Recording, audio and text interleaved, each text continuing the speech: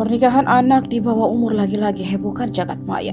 Pasangan kali ini menikah di Kabupaten Bantaeng, Sulawesi Selatan.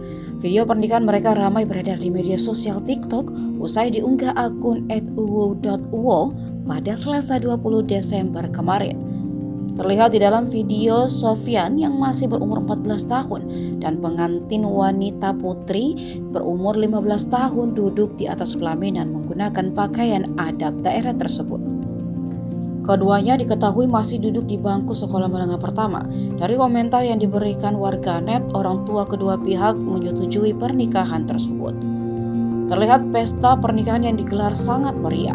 Selain itu, ramai dibicarakan mengenai uang panai yang dinilai sangat fantastis untuk pernikahan anak di bawah umur. Digadang-gadang uang panai yang diberikan sampai 100 juta rupiah. Hingga video ini beredar, belum ada keterangan resmi dari perangkat desa setempat.